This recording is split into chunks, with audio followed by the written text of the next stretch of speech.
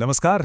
आज हम एक ऐसी आध्यात्मिक क्रांति के इस विश्लेषण में गोता लगाने वाले हैं जिसने सच में पूरी दुनिया की दिशा ही बदल कर रख दी। आज की हमारी ये चर्चा बस एक इतिहास का पन्ना नहीं है, बल्कि मानव मन की गहराइयों को समझने का एक पूरा विज्ञान है। तो चलिए बिना देर किए इतिहास की इस अद्भुत यात्रा को शुरू करते हैं। दुनिया में दुख आखिर है क्यों? सुनने में ये एक बड़ा ही साधारण सा सवाल लगता है ना, लेकिन ये वो कालातीत प्रश्न है जिसने सदियों पहले एक युवा राजकुमार को पूरी तरह से झकझोर कर रख दिया था। इसी एक सवाल के पीछे उस राजकुमार ने अपना सब कुछ, राजपाट, परिवार, सब पीछे छोड़ दिया। लेकिन ये पूरी कहानी शुरू कैसे हुई? आइए इसके पहले अध्याय की तरफ बढ़ते हैं। भाग 1, सिद्धार्थ से बुद्ध तक, उपचार की खोज। देखिए, सिद्धार्थ के जन्म के समय ही ये भविष्यवाणी कर दी गई थी कि वो या तो एक बहुत महान सम्राट बनेंगे या फिर एक महान सन्यासी। इसी वजह से उन्हें महल की सुख सुविधाओं के एक एकदम सुरक्षित बुलबुले में रखा गया। लेकिन जब वे पहली बार महल के बाहर की दुनिया देखने निकले तो उस सुरक्षित दुनिया के मानो परखच्चे उड़ गए। उनका सामना 4 ऐसे दृश्यों से हुआ जिसने सब बदल दिया। एक वृद्ध व्यक्ति, एक बीमार आदमी, एक मृत शरीर और अंत में एक बिल्कुल शांत सन्यासी। बस यहीं से सत्य की खोज की असली चिंगारी भड़क उठी। तो सबसे अहम बात यह है कि ये कोई साधारण विदाई नहीं थी। 29 वर्ष की आयु में सत्य की खोज के लिए अपना सब कुछ, राजसी सुख, पत्नी यशोधरा और नवजात पुत्र राहुल, इन सबको रात के अंधेरे में पीछे छोड़ देने का ये जो क्षण है ना, इसे इतिहास में महाभिनिष्क्रमण या महान प्रस्थान कहा जाता है। एक अनजान भविष्य की ओर उठाया गया ये कदम, सच मानिए, मानवता के लिए ज्ञान का आरंभ बनने वाला था। घर छोड़ने के बाद सिद्धार्थ ने सत्य को पाने के लिए एकदम चरम रास्तों का सहारा लिया। उन्होंने कई सालों तक अन्न और जल का त्याग कर दिया, जिससे उनका शरीर बस अस्थियों का एक ढांचा भर रह गया। लेकिन यहां समझना ये दिलचस्प है कि उनके शुरुआती जीवन की वो अत्यधिक विलासिता और बाद की ये अत्यधिक कठोर तपस्या, ये दोनों ही अति वाले रास्ते सत्य का उत्तर देने में पूरी तरह विफल रहे। और असल में इसी विफलता की राख से उनकी सबसे बड़ी खोज का जन्म हुआ। भाग 2, मध्यम मार्ग और 4 आर्य सत्य। 35 वर्ष की आयु में बोध गया में एक पीपल के पेड़ के नीचे उन्हें आखिरकार ज्ञान प्राप्त हुआ और वे बुद्ध यानी जागरूक व्यक्ति बन गए। उन्होंने अति के दोनों रास्तों को छोड़कर मध्यम मार्ग को अपनाया। इसके बाद बुद्ध ने अपना सबसे पहला उपदेश सारनाथ में अपने 5 पूर्व साथियों को दिया। इसे धर्मचक्र प्रवर्तन यानी धर्म के पहिए को घुमाना कहा जाता है। ध्यान दीजिएगा, यह महज कोई भाषण नहीं था, बल्कि यह करुणा और तर्क पर आधारित एक बहुत बड़े विश्वव्यापी आंदोलन की शुरुआत थी। अब बुद्ध की शिक्षाओं के इस मूल को हम एक कुशल डॉक्टर के मेडिकल डायग्नोसिस की तरह बड़ी आसानी से समझ सकते हैं। सबसे पहले बीमारी की पहचान, यानी दुख, कि संसार में दुख है। फिर बीमारी का कारण, समुदय, यानी हमारी अपनी आसक्ति और इच्छाएं। उसके बाद ये तसल्ली कि इस बीमारी का इलाज बिल्कुल संभव है, यानी निरोध। और सबसे अंत में वो उपचार या मार्ग जो हमें इस दुख से पूरी तरह बाहर निकालता है।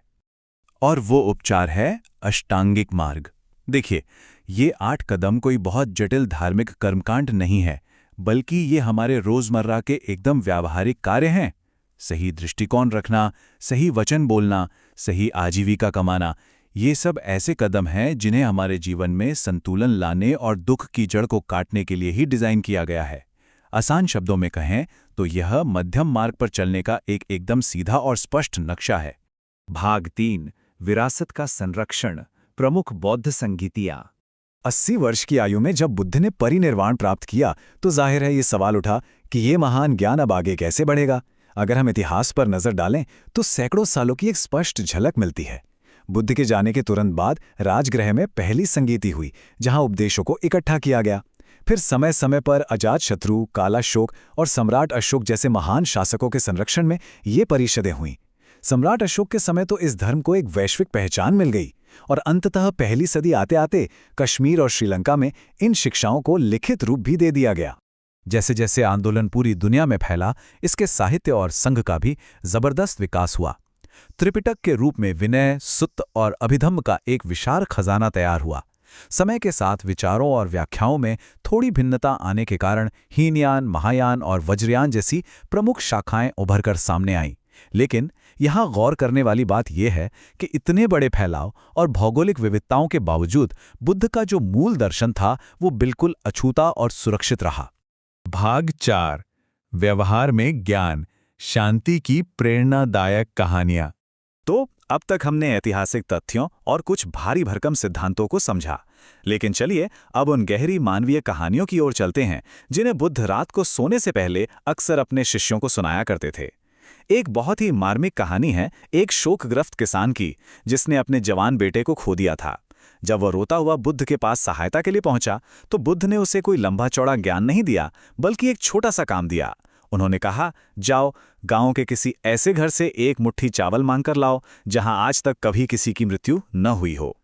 वह बेचारा किसान हर एक दरवाजे पर गया, लेकिन उसे ऐसा एक भी घर नहीं मिला जो मृत्यु के दुख से अछूता हो। ये कहानी बुद्ध के पहले आर्य सत्य को बहुत ही गहराई से स्पष्ट करती है कि दुख सार्वभौमिक है, ये हर घर का हिस्सा है। जब इंसान को ये समझ आ जाता है कि दुख जीवन का एक अनिवार्य हिस्सा है, तो उसके भीतर एक भावनात्मक लचीलापन पैदा होता है।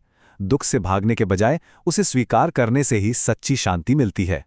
इसी तरह की एक और अद्भुत कथा है उस राजा की जो सच्चे सुख की तलाश में एक सन्यासी के पास गया। सन्यासी ने राजा को तेल से लबालब भरा एक कटोरा दिया और उससे पूरे आश्रम का एक चक्कर लगाने को कहा। शर्त बस इतनी सी थी कि तेल की एक बूंद भी जमीन पर नहीं गिरनी चाहिए। राजा ने अपना पूरा ध्यान उस कटोरे पर लगा दिया और चक्कर पूरा कर लिया।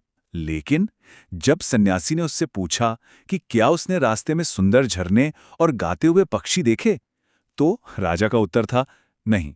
और ये कहानी बहुत ही शानदार तरीके से ये बात सामने लाती है कि कैसे हमारी भौतिक लालसाएं और डर हमें वर्तमान की सुंदरता देखने से रोक देते हैं। असल में वो तेल का कटोरा हमारी इच्छाओं, चिंताओं और धन संपत्ति का प्रतीक है। जब हमारा ध्यान सिर्फ इस बात पर अटका रहता है कि जो हमारे पास है वो कहीं छिन न जाए, तो जीवन का असली आनंद और जो आज का पल है ना, वो बस हाथ से फिसल जाता है। एक कथा एक विशाल पीपल के पेड़ की भी है, जिसने एक युवा साधक को 3 बड़े महान सबक सिखाए। पेड़ ने बताया कि कैसे उसने तूफानों से लड़ना नहीं, बल्कि उनके साथ झुकना और उन्हें स्वीकार करना सीखा, जिससे उसकी जड़ें और भी ज्यादा मजबूत हो गईं। कैसे अपनी छाया और फल निस्वार्थ भाव से दूसरों को देकर सुख पाया, और कैसे बिना भविष्य की चिंता किए हमेशा वर्तमान में जीना सीखा। सच में ये प्रकृति के साथ तालमेल बिठाने की एक बेहतरीन मिसाल है। आपको शायद हैरानी हो, लेकिन स्वयं बुद्ध ने भी अपने संघर्ष के दिनों में प्रकृति से प्रेरणा पाई थी। एक बार ज्ञान प्राप्ति के उस कठोर तप के दौरान जब वे निराश हो रहे थे, तो उन्होंने एक छोटी सी गिलहरी को देखा। उस गिलहरी के बच्चे एक झील में डूब गए थे, और वो क्या कर रही थी? वो अपनी छोटी सी पूंछ को भिगोकर पानी बाहर निकालकर उस पूरी की पूरी झील को खाली करने के अथक प्रयास में लगी थी। उस छोटी सी जान के असीम दृढ़ संकल्प ने बुद्ध को यह सिखाया कि जब तक लक्ष्य ना मिल जाए तब तक प्रयास कभी नहीं छोड़ना चाहिए। अच्छा, एक और बड़ा गहरा सवाल यह है कि ये शांति आखिर है क्या? इसे लेकर एक कथा है एक ऐसे सम्राट की जिसके पास राजमहल, रेशमी बिस्तर और अपार धन दौलत थी, फिर भी उसे रात को नींद नहीं आती थी। वहीं दूसरी ओर एक गरीब दंपत्ति जो दिन भर चिलचिलाती धूप में कड़ी मेहनत करता था, वो बड़े आराम से गहरी नींद सोता था। ये कथा सीधी सी बात समझाती है कि सच्ची शांति किसी मुलायम बिस्तर से नहीं आती, ये तब आती है जब मन का शोर एकदम शांत हो जाता है। सच्ची नींद तो आत्मा का वो विश्राम है जो सिर्फ वर्तमान में जीने वाले निर्लिप्त मन को ही मिलता है। कुशीनगर में अपने जीवन के अंतिम क्षणों में बुद्ध ने जो आखिरी शब्द कहे, वे इस पूरे दर्शन का एकदम सर्वोच्च शिखर हैं।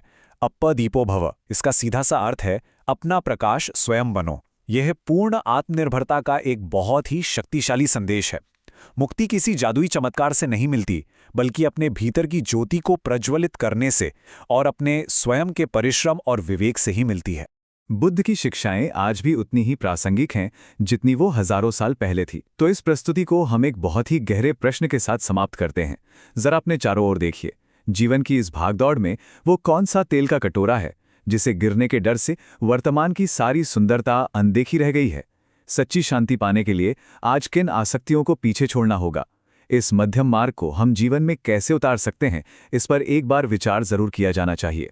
इस ज्ञानवर्धक सफर में हमारे साथ बने रहने के लिए आपका बहुत बहुत धन्यवाद।